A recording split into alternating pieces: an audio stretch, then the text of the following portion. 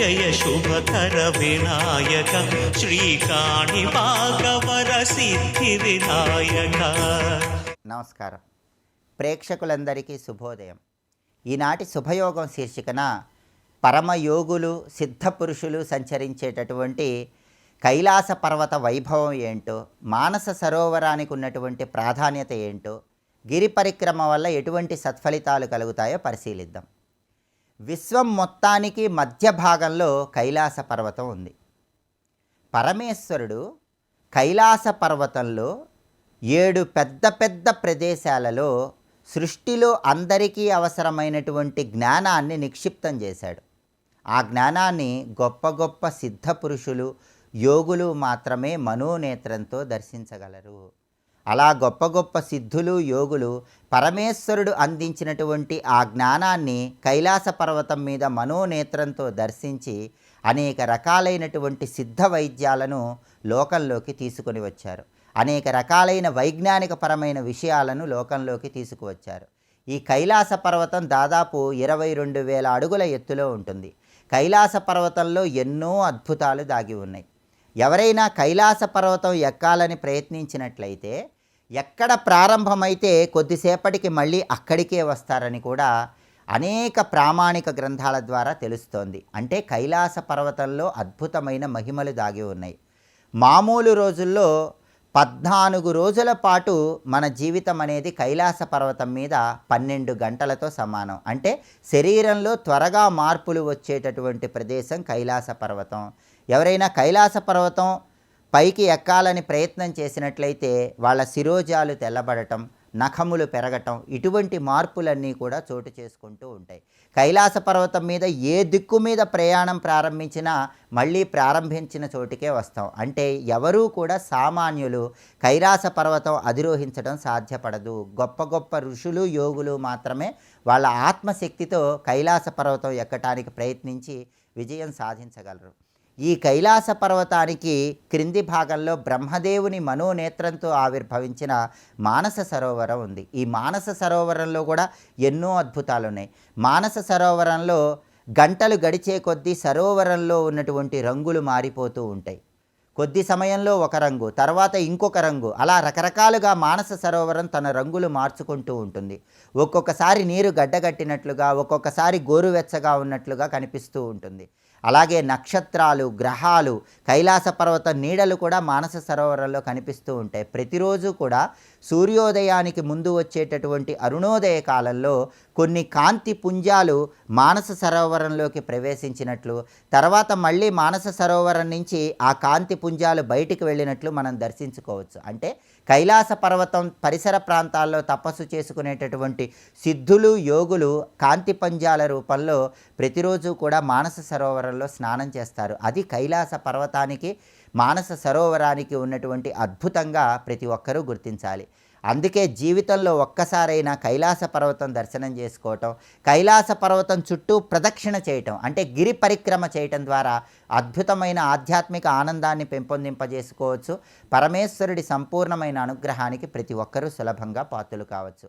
రాబోయే మహాశివరాత్రి సందర్భంగా కైలాస పర్వత ప్రాధాన్యత, గిరి పరిక్రమ ప్రాధాన్యత, మానస సరోవర ప్రాధాన్యత విన్నా, స్మరించుకున్న శివానుగ్రహానికి ప్రతి ఒక్కరూ పాత్రులై సమస్త శుభాలను సిద్ధింపజేసుకోవచ్చు. రేపటి శుభయోగం శీర్షికన విజయ ఏకాదశికి ఉన్నటువంటి ప్రాధాన్యత ఏంటో, విజయ ఏకాదశి వెనుక ఉన్న పౌరాణిక గాథ ఏంటో, విజయ ఏకాదశి రోజు ఎటువంటి పూజలు నిర్వహిస్తే సమస్త శుభ ఫలితాలు చేకూరతాయో పరిశీలిద్దాం. నమస్కారం.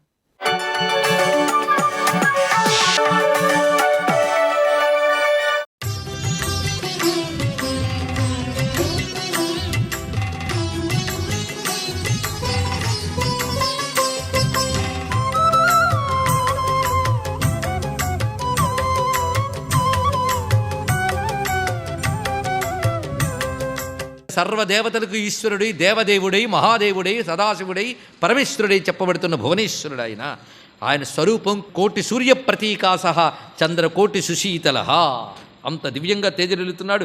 శుద్ధస్ఫటిక శంకాసహ, శుద్ధస్ఫటికం వలె తెల్లని కాంతలుతున్నాడు. త్రినేత్ర, 3 కళ్ళవాడు, చంద్రలేఖ ధరించినవాడు, చల్లని కాంతులవాడు భువనేశ్వరుడు. ఆయన ఒళ్ళో కూర్చున్నది తల్లి, అసలైన ఇన్నిటికీ మూలమైన మహారాణి.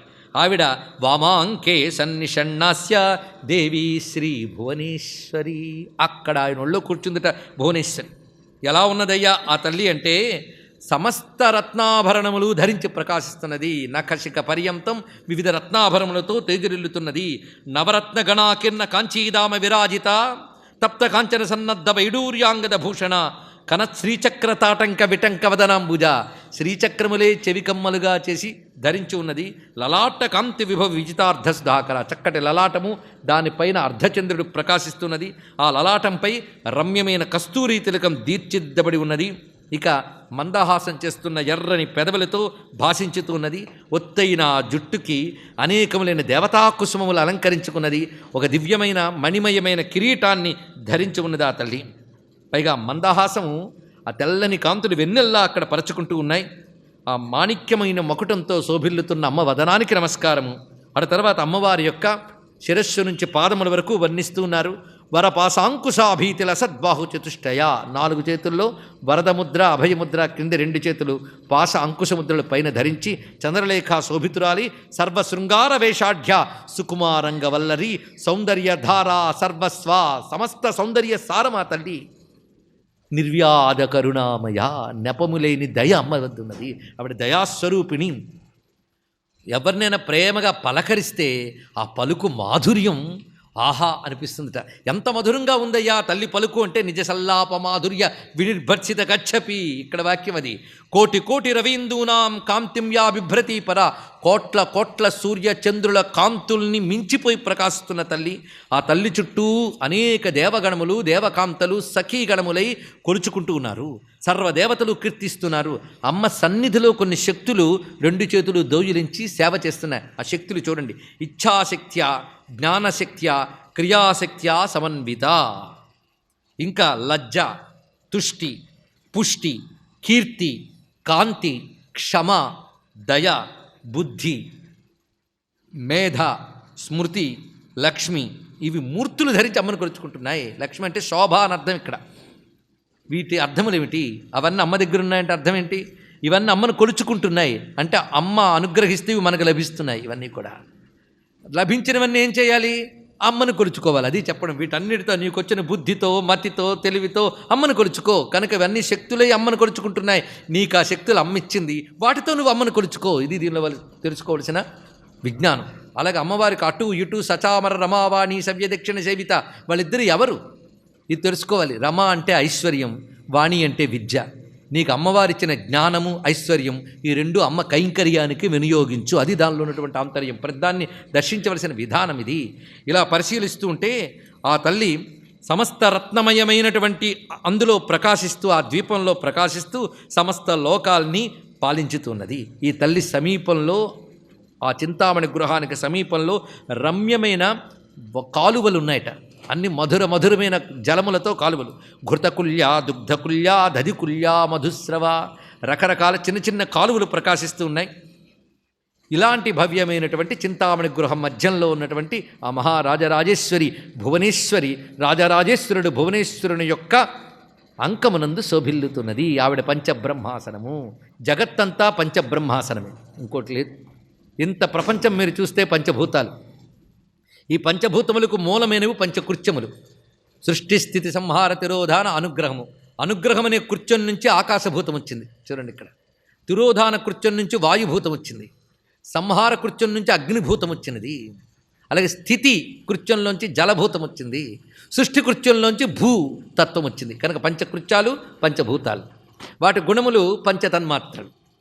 శబ్దస్పర్శ రూప రసగంధములు వీటివి. ఇంకా వాటి నుంచి ఏర్పడినవా మిగిలినవన్నీ కూడా ప్రధానంగా 3 ఐదులు. వాటి నుంచి ఏర్పడినవి తీసుకుంటే పంచ జ్ఞానేంద్రియాలు, పంచ కర్మేంద్రియాలు, ఇక పంచ ప్రాణాలు. ఈ పంచ అంతా ఎక్కడుంది? ప్రపంచమంతా వ్యాపించి ఉంది. కనుక పంచతత్వంతో ప్రపంచమంతా ఉన్నదా? ఈ పంచ పని చేయాలంటే ఆసనం ముఖ్యమా? ఆసనం మీద కూర్చున్న వాళ్ళు ముఖ్యం. ఆసనం మీద కూర్చున్నదే చైతన్యం, ఆసనం జడమే. కనుక జడమైన ఈ పంచకి చైతన్యాన్ని ఇస్తూ దాని మీద ఎవరు కూర్చున్నారో ఆవిడే పంచబ్రహ్మాసన. అనగా ప్రపంచానికి అధిష్టాన శక్తి ఆ తల్లి అని చూపిస్తున్నాడు. కనుక ప్రపంచానికి అందరికీ అధిష్టానం ఆ శక్తే పంచభూతాల నుంచి ప్రసరిస్తోంది. ఆ శక్తే వ్యాపించి అన్ని లోకాలకి వెళ్ళింది. ఇది గ్రహించవలసింది. ఆఖరికి ఎక్కడయ్యా పంచబ్రహ్మాలంటే ప్రపంచం వెతకద్దు, ఇక్కడ వెతకండి. ఇందాక చెప్పిన పంచంతా ఇక్కడే ఉంది. పంచభూతాలు పంచతన్మాత్రలన్నీ ఎక్కడున్నాయి? ఇక్కడే ప్రకాశిస్తున్నాయి. అందుకే ఇదే పంచబ్రహ్మాసనము అని చెప్పబడుతున్నది. ఇది గ్రహించవలసిన మరొక అద్భుతమైన అంశం. అందుకే ప్రతి మానవుడు బ్రహ్మగ్రంథి, విష్ణుగ్రంథి, రుద్రగ్రంథులు 3 గ్రంథుల తర్వాత సహస్రారానికి నడుము ఒక భూమికి ఉంటుందట. అది దాటకి సహస్రారంట, కలిపితే 5. ఈ 5ంటితో ప్రసరించేదే పంచబ్రహ్మాసన స్థిత కుండలిని శక్తి. కానీ ఎలా చూసినా పంచబ్రహ్మాసనానికి ఎంత అద్భుతమైన విషయం ఉన్నదో చూడండి. దానిపై ఉన్నాడు ఈశ్వరుడు. ఈశ్వరుని శక్తి ఆయన అంకములో ఉంది. ఒళ్ళో ఉంది అంటే అర్థం ఆయన్ను వేడకుండా ఉన్నది. జ్యోతి ఒళ్ళో కాంతి ఉన్నట్లుగా శివుడి ఒళ్ళో శక్తి ఉన్నది. ఆ శివుడు భువనేశ్వరుడు, శక్తి భువనేశ్వరి, ఇవి ప్రకాశిస్తున్నాయి. అలాంటి భవ్యమైనటువంటి అమ్మ యొక్క ధామము ఈ మణిద్వీపము. మనం ఇప్పుడు వెనక నుంచి పైదాకా వెళ్ళాం. అక్కడికి చేరుకున్న సూక్ష్మమైనటువంటి భూమికి ఆ తల్లి శక్తి మళ్ళీ ఇదంతా వ్యాపించి ఉంది అని తెలుసుకోవాలి. సర్వం శ్రీ జగన్మాతృ చరణారవిందార్పణమస్తు. స్వస్తి.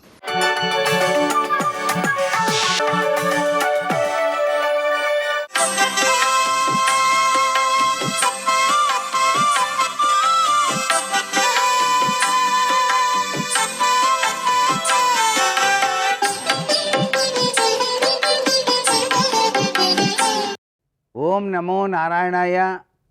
ఓం నమఃశివాయ. శ్రీమాత్రే నమః. ఈరోజు మాఘ గురువారం. గురువు అద్వితీయమైనటువంటి ప్రభావాన్ని మనకు ప్రసాదించాలి అనుకున్నప్పుడు, స్వామివారి యొక్క దివ్యవంతమైన అనుగ్రహాన్ని మనం సంపాదించాలి అనుకున్నప్పుడు, ఆ యొక్క గురుతత్వంలో విరాజిల్లేటువంటి దక్షిణామూర్తి స్వామివారికి అభిషేకార్చన చేయడంతో పాటుగా అఘోర పాశుపత హోమం ఈరోజు గనక ఆచరించినట్లయితే మాఘ గురువారం నాడు విద్యలో ఆటంకాలు తొలగిపోయి మేధాకారక సంపత్తితో ఉద్యోగ ప్రాప్తిని సాధింపజేసుకోవడానికి ఆస్కారం ఉంటుంది. ఇక్కడ చక్కగా చదివి ఉద్యోగం వచ్చినప్పటికీ కూడాను ఇంకా బాగా సంపాదించాలి డబ్బుని అనేటువంటి జిజ్ఞాసతో విదేశాలకు వెళ్ళి అక్కడ కించిత్తు ఇబ్బందులు పడేటువంటి వారికి ఇక్కడ ఉన్నటువంటి వారు ఆ యొక్క పేరును చదువుతూ ఇక్కడ గనక దక్షిణామూర్తి స్వామి ఆలయాన్ని సందర్శించి ఇక్కడ గనక గురుహోమాన్ని గనక నిర్వర్తించినట్లయితే తప్పనిసరిగా అభీష్టములను నెరవేరుస్తాడు ఆ దక్షిణామూర్తి స్వామివారు. గురువే సర్వలోకానాం విషజే భవరోగిణాం అని కదండి శాస్త్రం. అందున గురుహోమం, ఆ గురుహోమం ఎప్పుడైతే మనం ఆచరిస్తామో వెనువెంటనే అభీష్ట సిద్ధిని ప్రసాదిస్తాడు. మేధాకారక సంపత్తితో కూడినటువంటి ఆ దక్షిణామూర్తి స్వామివారు ఈ మాఘ గురువారం నాడు. సనాతన సంస్కృతి సంప్రదాయంలో దక్షిణామూర్తి ఆరాధన ప్రతి ఒక్క మనిషికి కూడాను అనిర్వచనీయమైన అనుభూతుల్ని ప్రసాదిస్తుంది. సర్వే జనా సుఖినో భవంతు.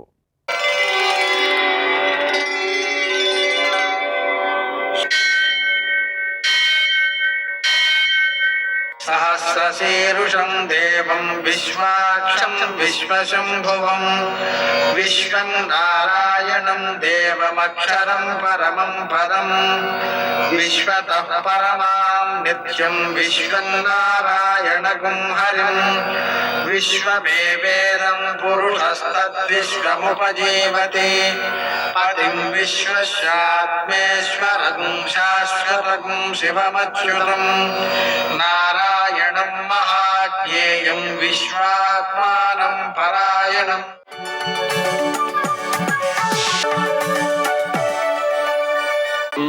शौर्यमथेन्दुरिन्द्रपदवी सन्मङ्गलं मङ्गलम्। నమస్తే భగవన్ దేవ దత్తాత్రేయ జగత్ప్రభో సర్వబాధా ప్రశమనం కురు శాంతిం ప్రయచ్చమే. నేటి కాలమాన విశేషాలను గమనిద్దాం. స్వస్తి శ్రీ చాంద్రమాన విశ్వావసనామ సంవత్సరం ఉత్తరాయణం శిశిర ఋతువు మాఘమాసం కృష్ణపక్షం గురువారం. సూర్యోదయం 6:48, సూర్యాస్తమయం 6:13. తిథి దశమి మధ్యాహ్నం 12:20 వరకు, నక్షత్రం జ్యేష్ఠ మధ్యాహ్నం 1:39 వరకు, వర్జం లేదు. దుర్ముహూర్తం ఉదయం 10:36 నుంచి 11:22 వరకు, మరల మధ్యాహ్నం 3:10 నుంచి 3:56 వరకు. అమృత ఘడియలు లేవు. గురువారం కాబట్టి రాహుకాలం మధ్యాహ్నం 1:30 నుంచి 3 గంటల వరకు. అష్టకౌర్గరీత్యా శుభప్రదమైన సమయం ఉదయం 8 గంటలకి. నేటి విశేషం గురువారం. అలాగనే కుంభ సంక్రమణం ఉంది, కానీ పుణ్యకాలం రేపటి రోజు ఉంది.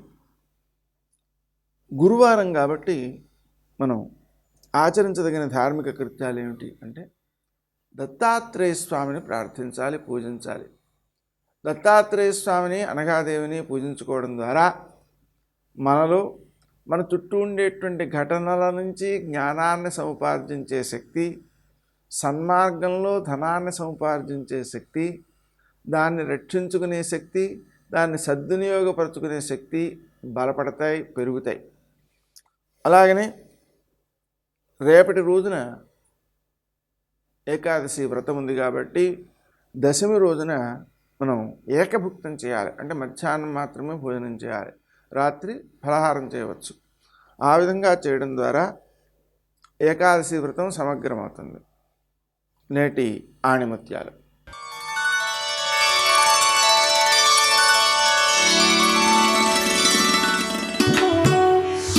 ఒక ఆచారం నిరుపయోగమైతే దానిని సవరించాలి, అంతేగాని నాశనం చేయకూడదు.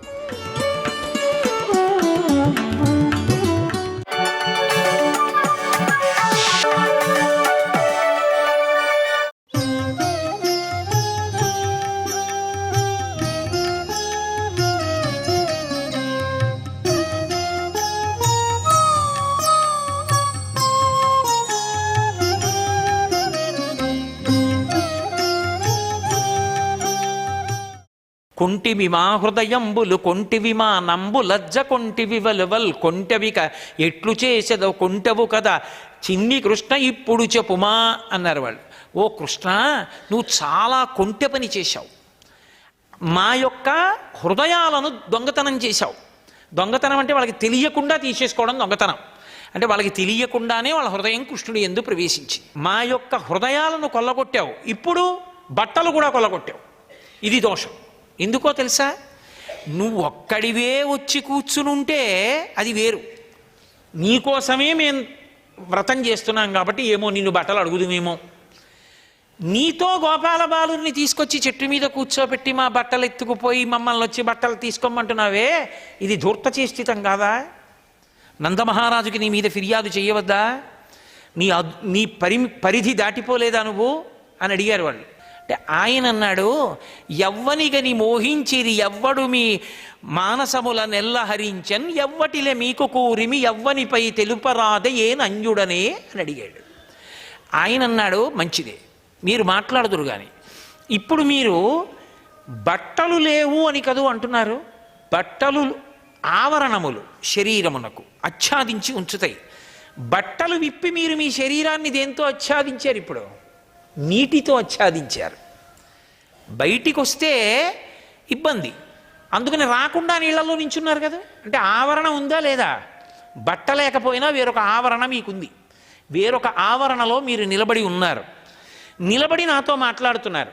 నేను ఒక ప్రశ్న వేస్తున్నాను, జవాబు చెప్పండి. ఎవ్వనికని మోహించిరి, అసలు మీకు ఎవరి మీద మోహం కలిగింది?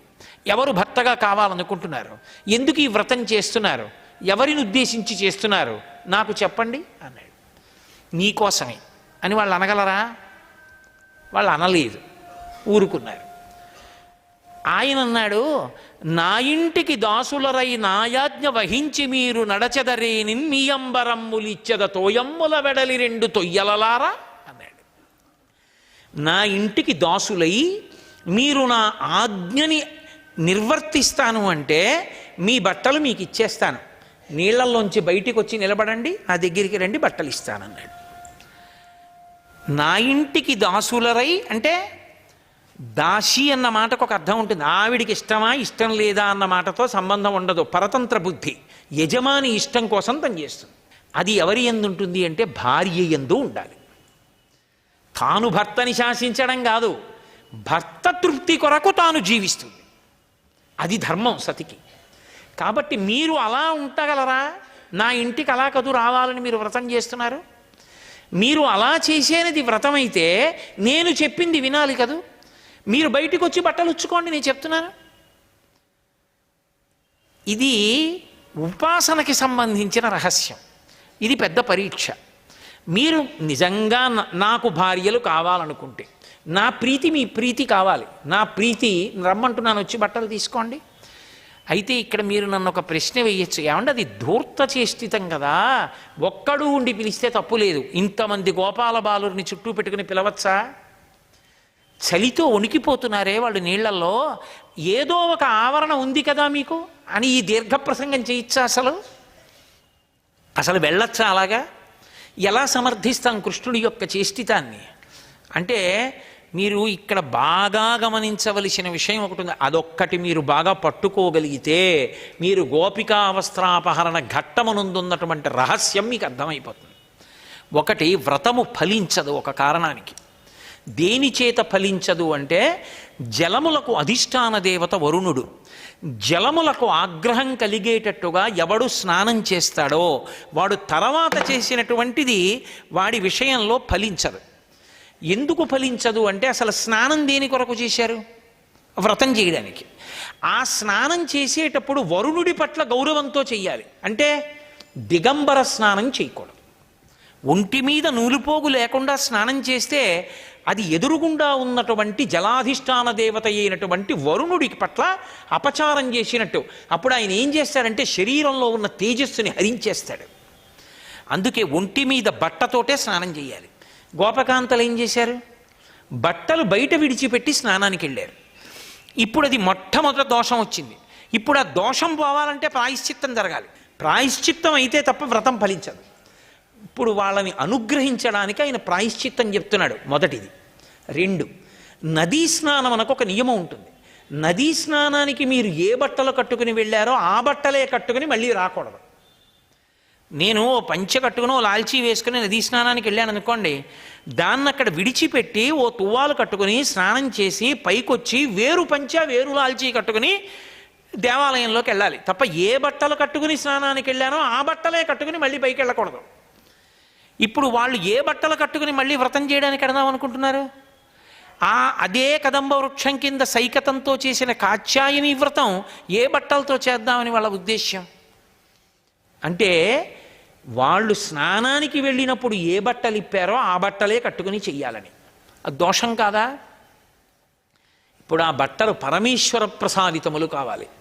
ఆయన స్పర్శ పొందితే పునీతములవుతాయి. ఆయన చేత ఇవ్వబడ్డాయి, మళ్ళీ దోషం పోయింది. ఇప్పుడు 2 దోషములు పోవాలి. అసలు మీరు ఇందులో ఒక పెద్ద చమత్కారం ఒకటి పట్టుకోవాలి. ఇది మీరు చాలా జాగ్రత్తగా పట్టుకోవాల్సిందండి. ఇప్పుడు నేను చెప్పే మాట, కృష్ణుడు వాళ్ళ బట్టలను అపహరించాడు అన్న మాటలో వాళ్ళు విడిచిపెట్టేసిన బట్టల్ని కృష్ణుడు తీసుకున్నాడా, వాళ్ళు విడిచిపెట్టని బట్టలు కృష్ణుడు పోయి తీసుకున్నాడా? వాళ్ళు విడిచిపెట్టేసిన బట్టలే కదా కృష్ణుడు తీసుకున్నాడు.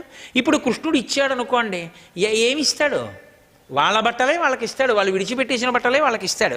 మరి ఏమండి, విడిచిపెట్టేసిన బట్ట కట్టకూడదన్నారు కదా, విడిచిపెట్టిన బట్టేగా ఇస్తున్నాడు. అంటే మీరు ఒక్కటి బాగా గుర్తుపట్టండి, అందులో పెద్ద రహస్యం ఏమిటంటే గోపికా వస్త్రాపహరణ ఘట్టంలో వస్త్రమును విడిచిపెట్టుట అంటే శరీర అభిమానమును విడిచిపెట్టుట. అసలు సాధన అన్నదానికి ప్రారంభం ఎక్కడుంటుంది అంటే, అసలు సాధన చేయడానికి మొదటి ఉపకరణం ఏమిటి? ఇదే. దీపం పెట్టానండి, అది వేరు విషయం. కుంది, నూనె, ఒత్తులు, అగ్గిపుల్ల అలా ఉంచండి. వెలిగించడానికి ఈ శరీరం ఒకటి ఉండాలా? ఇది ఉంటేనైనా సాధన, ఇది ఉంటేనైనా పూజామందిరంలోకి వెళ్ళడం, ఇది ఉంటేనైనా స్నానం చేయడం, ఇది ఉంటేనైనా బట్ట కట్టడం. ఇదంటూ ఒకటి ఉండాలి. ఇదంటూ ఒకటి ఉంటే సాధన అన్నమాట ఎక్కడ వస్తుంది? దీన్ని పెట్టుబడిగా పెట్టి ఇది బాధపడడం అన్నది తప్పకుండా ఉంటుంది. సర్వం శ్రీ ఉమామహేశ్వర పరబ్రహ్మార్పణమస్తు. స్వస్తి.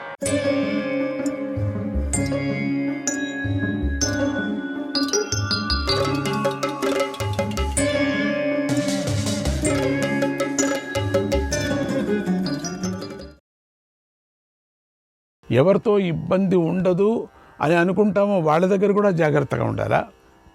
ఇబ్బంది ఉంటుందంటే ఇంకా జాగ్రత్తగా ఉండాలి. సందేహించదగినవాడు భయానికి కారకుడైతే అతడు సర్వనాశనం చేస్తాడు. అందుచేత అతన్ని వధించాలి. న విశ్వసేద విశ్వస్తే విశ్వస్తేనాతి విశ్వసేత్ విశ్వాసాద్ భయముత్పన్నం మూల్యాన్యపి నికృంతతి. నమ్మకూడని వాడిని ఎప్పుడు నమ్మరాదు, నమ్మిన వాడిని కూడా పూర్తిగా నమ్మరాదు. ఎందుకంటే నమ్మిన వాడి ద్వారా కలిగే భయం సమూలంగా రాజును నాశనం చేస్తుంది. రాజు బాగా పరిశీలించి తన రాజ్యంలోనూ శత్రు రాజ్యంలోనూ చక్కని గూఢచారులను ఏర్పాటు చేసుకోవాలి. శత్రు రాజ్యంలో నాస్తికులకు తాపసులను గూఢచారులుగా నియమించుకోవాలి. తాపసులు ఎక్కడ పడితే అక్కడ వెళ్ళచ్చు, అందుకని వాళ్ళను గూఢచారులుగా చేసుకుంటే అనుమానం రాదు. గూఢచారులు ఉద్యానవనాల్లోనూ విహార క్షేత్రాల్లోనూ దేవాలయాల్లోనూ పానగృహాలలోనూ సందుగొందుల్లోనూ సమస్త తీర్థాలు 4 వీధులు కలిసే కూడలి ప్రదేశంలోనూ బావులు పర్వతాలు అడవులు నలుగురు కలిసే ప్రదేశాల్లోనూ నదుల వద్ద సంచరిస్తూ ఉండాలి. అన్ని చోట్ల పెట్టాల. ఇది రాజనీతి. చూడండి, దుర్మార్గమైన రాజనీతి. రాజైన వాడు వినయశీలుడుగా ఉండాలి. ఏదో కొంచెం అది ఇది 2 చెప్తున్నాడు. రాజు మనస్సు మాత్రము కత్తిలాగా ఉండాలి. ఎంతటి భీకర కార్యాన్ని తలబెట్టినా కూడా రాజు చిరునవ్వు నవ్వుతూనే ఉండాలి. అవసరమైతే చేతులు జోడించి దొంగ శపథాలు చేయాలి, సమాధానపరచాలి, తల వంచి కాళ్లకు కూడా మొక్కాలి, ఆశ చూపించాలి. ఇవన్నీ ఐశ్వర్యాన్ని పొందాలనుకునే రాజు చేయాలి. పుష్పించినా ఫలించదు, ఫలించినా అందవు, పచ్చివైన పండులాగా కనిపిస్తాయి. అలా అటువంటి వృక్షంలాగానే రాజు కూడా ప్రవర్తించాలి. ఎలాంటి పరిస్థితుల్లో కూడా తాను మాత్రం నష్టపోకుండా చూసుకోవాలి రాజా. నీతివేత్త అయిన రాజు నిండుగా పువ్వులు పూసి ఫలాలు లేని వృక్షంలాగా ఉండాలి. మాటలతోనే లోకులకు ఫలాశ చూపించాలి, దానిని నెరవేర్చుకోకుండా ఉండాలి. వృక్షానికి పండ్లు కాసినా దాని పైకెక్కి అందుకోవటానికి అతి కఠినంగా ఉండాలి. ప్రజల కోరికలు తీరకుండా తానే అడ్డంకులు పెట్టాలి, విఘ్నం కలిగించాలి, లేదా విపరీతమైన ఆలస్యం కలిగించాలి.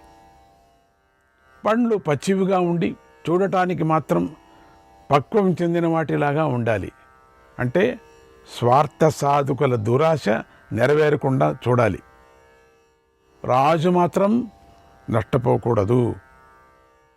అంటే తన ధనాన్ని ఖర్చు పెట్టి శత్రువులను పోషిస్తూ తాను ధనహీనుడైపోకూడదు. జాగ్రత్తగా ధర్మార్థ కామాలనేటువంటి 3 పురుషార్థాలను సేవించటంలో 3 బాధలు ఉంటాయి, 3 ఫలితాలు కూడా ఉంటాయి. ఫలితాలు శుభాన్ని కలిగిస్తాయి, కానీ బాధలను మాత్రం వదిలించుకోవు. అది ఎట్లయినా కానీ వదిలించుకోవాలి. ధర్మ మార్గాన్ని ఆచరిస్తున్న వాడికి అర్థకామాల ద్వారా బాధ కలుగుతుంది. కేవలం ధనాన్ని కోరుకునే వాడికి ధర్మకామాల ద్వారా పీడ కలుగుతుంది. కేవలం భోగాలను మాత్రమే కోరుకునే వాడికి ధర్మార్థాల ద్వారా బాధ కలుగుతుంది. ఈ 3 విధాల బాధల నుండి రాజు ప్రయత్నపూర్వకంగా తప్పించుకోవాలి. బాధ కలిగించని విధంగా పురుషార్థాలను సేవించాలి. అంటే 3 సమన్వయం చేసుకొని తగిన విధంగా అనుభవించటం వల్ల జీవితం సుఖప్రదమవుతుంది. రాజు అహంకారాన్ని విడిచిపెట్టి అందరితోనూ మధురంగా మాట్లాడుతూ ఉండాలి. అసూయ వదిలి అన్ని విషయాలను పరిశీలిస్తూ ఉండాలి. శుద్ధమైన చిత్తం కలిగి విప్రులతో కలిసి ఆలోచించాలి. రాజు పదవి అంటే ఇన్ని కష్టాలున్నాయి చూడండి. కష్టం వస్తే తనను తాను ఉద్ధరించుకోవాలి. దానికోసమై మృదువైన పనిని చేయటానికి సిద్ధపడాలి. దారుణమైన పనిని చేయటానికైనా సిద్ధపడాలి. సామర్థ్యం ఉంటే మాత్రము ధర్మ మార్గాన్ని అనుసరించి పనిని చేయాలి. న సంశయ మనారుహ్య నరో భద్రాణి పశ్యతి సంశయం పునరారుహ్య యది జీవతి పశ్యతి. కష్టపడకుండా ఉన్నవాడు సుఖాలను పొందలేడు. ప్రాణాలు సంకటంలో పడినప్పుడు బ్రతికి బయటపడిన వాడే సుఖభోగాలను అనుభవించగలుగుతాడు. మనస్సు కలతపడిన వాడికి గతాన్ని గుర్తు చేస్తూ ఓదార్చాలి. దుర్బుద్ధి కలవాటికి భవిష్యత్తు మీద ఆశ చూపించి శాంతింపచేయాలి. పండితుడిని సమయానుకూలంగా సత్కరించి ఆదరించాలి. శత్రువుతో సంధి చేసుకొని పని పూర్తి అయ్యేటట్టుగా భావించి పడుకోకూడదు. అలా పడుకున్నవాడు చెట్టు కొమ్మపై నిద్రిస్తున్న వంటి వాడు పతనమైపోతాడు, క్రింద పడిపోతాడు అని తెలుసుకోవాలి. రాజుకు సరిగి నిద్ర ఉండదు అని అర్థం దీంట్లో తెలుస్తుంది. చెట్టు కొమ్మ చివురిలో కూర్చున్నవాడు భూమి మీద పడిన తర్వాత తన తెలివి తక్కువతనాన్ని తెలుసుకున్నట్లుగా శత్రువును విశ్వసించిన వాడు అతడి చేత మోసగించబడ్డాడని తెలుసుకొని సరైన మార్గంలో నడుస్తాడు. అదే కదా, రాజైన వాడు ఇతరులలోని దోషాలను ఎత్తి చూపించకూడదు. తన ఆలోచనలను ఎప్పుడూ కూడా రహస్యంగానే ఉంచుకోవాలి. శత్రు గూఢచారులకు తన సంతోషానికి సంబంధించిన చేష్టలను, కోపానికి సంబంధించిన చేష్టలను తెలియనివ్వకూడదు.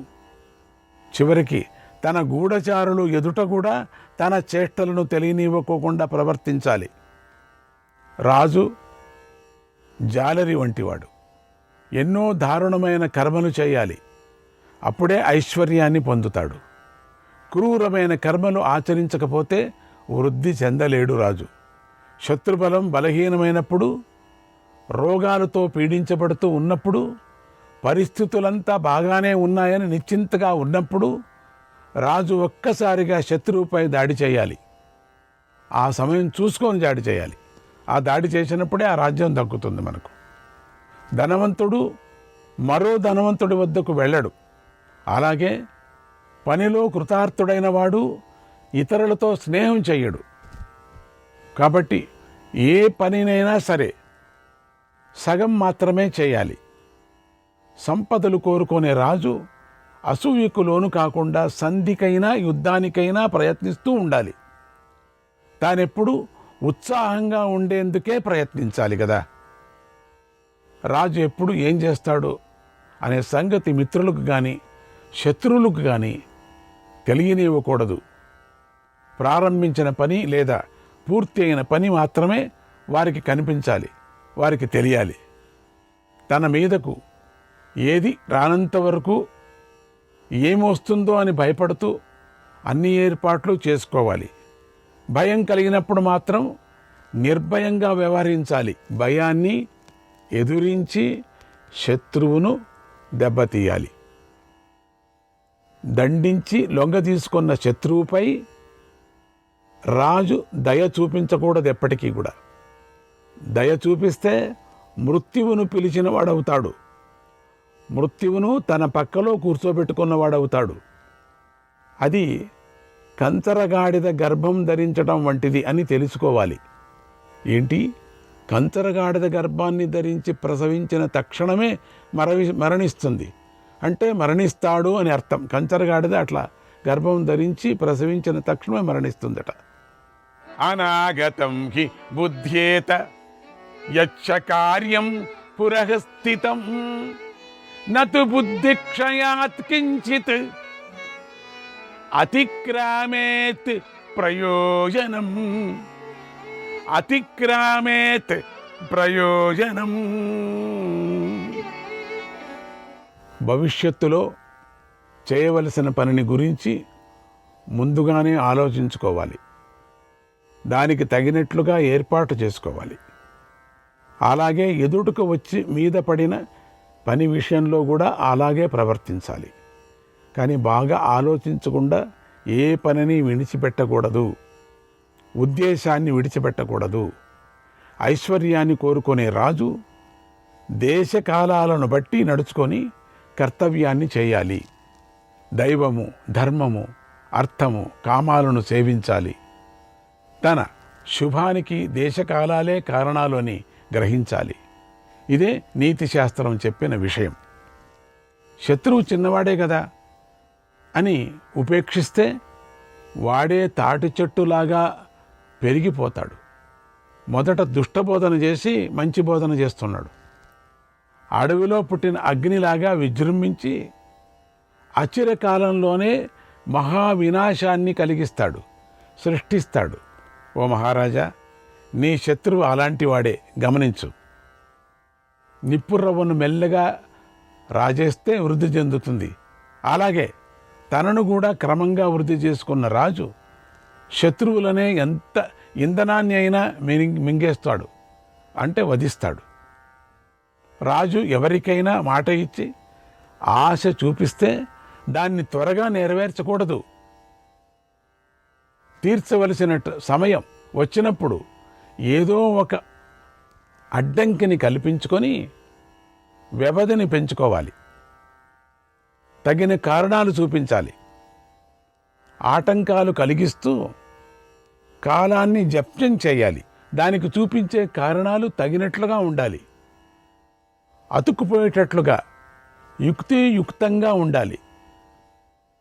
రాజు ఎప్పుడూ సిద్ధంగా ఉండి తగిన సమయాల్లో శత్రువులను సమూలంగా నరికివేయాలి.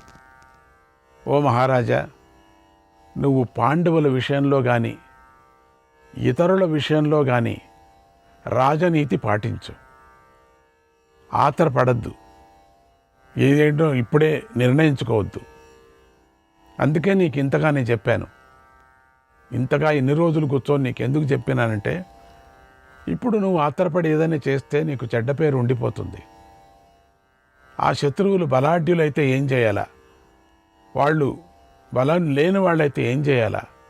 వాళ్ళని ఏ విధంగా మోసగించి కొట్టాలా? వాళ్ళు ఏ విధంగా రాజ్యాన్ని సంపాదన చేసుకున్నప్పుడు కూడా ఎట్లా కొట్టాలా? మొత్తం మహాభారతం అంతా కథ ముందుకొచ్చేదంతా కణికుడు చెప్పుకొని వచ్చాడు. దీన్నన్ని విరుగుడు ప్రశ్నలు వేసుకొని రావాలని నాకు చాలా ఇష్టం. దీనికి అద్భుతమైనటువంటి వ్యాఖ్యానం రాయవాలని ఎప్పటికైనా అనుకున్నా నేను. ప్రతి ఒక్కటి కూడా మహాభారతంలో వచ్చేటువంటి దృశ్యాలు ఉన్నాయి కదండి, ఆ దృశ్యాలకు సంబంధించిన మాటలే కణికుడు మాట్లాడాడు ఇంతవరకు. మనకు అనిపించవచ్చు బోరు, ఏంటి ఇంతగా చెప్పాలనా అని. అది బోరు కాదు. అది మహాభారతాన్ని ఇండైరెక్ట్గా చెప్పుకొచ్చాడు ఆయన. వ్యాసుడు ఎంతగా మనకు అందించారు. అది రాజుకి మనకు అనిపిస్తుంది గుడ్డి రాజుకి ఎందుకు అని, కానీ గుడ్డి రాజు నుంచే కదా అన్నీ జరుగుతున్నాయి ఇక్కడ. అందుకని అందరికీ తానే చెప్పాలి పిల్లలకి. అది చెప్పనేనే కణికుడు చెప్తున్నాడు. రాజు వింటున్నాడు కణికుడు మాట, కానీ దుర్యోధనుడు వినడు కదా. అందుకని ముందుగా రాజుకు సరిచేస్తున్నాడు. నువ్వు మునిగిపోకుండా చూసుకో. నువ్వే శ్రేష్ఠుడివి అందరూ అనుకుంటున్నారు, శ్రేష్ఠుడు అని అనుకుంటున్నారు. కనుక నువ్వు ఈ కుటిల నీతిలో పాండు కుమారుల నుండి నిన్ను రక్షించుకో. ఎంత కణికుడు చెప్పినటువంటి కుటిల నీతి దీని పేరు. కుటిల నీతి అంతా నూరి పోశాడు. దాంట్లో కొన్ని మంచి మాటలు ఉన్నప్పటికి కూడా చివరిలో వచ్చేది చెడుతనాన్నే చూపించాడు అక్కడ. అంటే ధృతరాష్ట్రుడు ఎందుకు ఇంత చెడిపోయాడు అంటే కణికుడు అటువంటి స్నేహితులు ఉన్నారు, మంత్రులు ఉన్నారు. ఇంత కణికుడు చెప్పింది విచారంగా ఈ కోతికి బోధలాగా చేసేశాడు. అద్భుతమైనటువంటి బోధ ఇది, నీతి బోధ. రాజులు ఎట్లా ఉండాలనేటువంటి బోధ ఇది. ఇదే పాండవుల ముందే వాళ్ళ మీద చెప్పింటే బాగుండేమో. భీముడి ముందు చెప్పింటే గదతో ఒక్కపారి కొట్టిపడేసేది కిందికి. కుటిల నీతి దీని పేరు, మంచినీతి కాదు ఇది. ఆ కోతికి జరిగినటువంటి జరిపాడు ఈ కరణికుడు. ఆ పాండు కుమారుల నుండి నిన్ను రక్షించుకో. నీ తమ్ముడి కొడుకులైనటువంటి పాండవులు చెడ్డవాడని చెప్పలే, అతి బలవంతులు. కాబట్టి భావి కాలంలో, ముందు కాలంలో, భవిష్యత్తులో కూడా పశ్చాత్తాపం పడకుండా ఉండాలంటే నేను చెప్పిన ఈ నీతిని పాటించు. బాగా నూరిపోసాడండి. ఇంకెవరేం చెప్పినా వినడు. అందుకే కృష్ణుడు వాళ్ళంతా వచ్చి ఏం చెప్పినా వినలేదు. కుటిల నీతితో వాళ్ళను చంపేదెట్లా అనే ప్లాన్ చేసి ఆ పిల్లలకు బోధించాడు. తనలో ఉండిన మనసంతా ఆ పెద్ద కొడుకుకు బోధించాడు. ఆ దుర్యోధనాదులకు బోధించేశాడు మొత్తం. ఈ నీతి ప్రకారమే పనులు చెయ్యి, అందుకని చేసుకొని వచ్చాడు. మనకు అప్పుడప్పుడు అనిపిస్తుంది ధృతరాష్ట్రుడి పని ఏమిటి ఇట్లా చేస్తున్నాడు. ధృతరాష్ట్రుడు ఇంత పెద్ద ఆయన, మీరు జ్ఞాపకం ఉందా మీకు? మర్చిపోయారా? వేదవ్యాస మహర్షి, ఓ ధృతరాష్ట్రుడా, ఈ మొదటి పిండము బాగలేదు, ఇది చూస్తే అపశకునాలు వస్తున్నాయి. ఈ పిండము చూసినప్పుడు, చేతిలో పట్టుకున్నప్పుడు దీన్ని నేను కాజేస్తానంటే పారేస్తా, దీన్ని నరికేస్తాను, దీన్ని ప్రాణం తీసేస్తానంటే ఇది అపశకునం, కురువంశానికే చాలా చెడ్డ పేరు తీసుకొస్తుంది.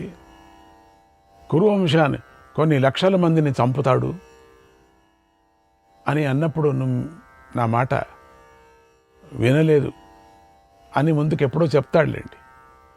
మీరందరికీ మీ జ్ఞాపకం నేను చేస్తున్నాను. అప్పుడు ఒక్క మాట వినింటే, ఆ ఒక్కడు పెద్ద కొడుకు వెళ్ళిపోయింటే ఆ పెద్ద పిండము ఇంత జరిగేదే కాదు.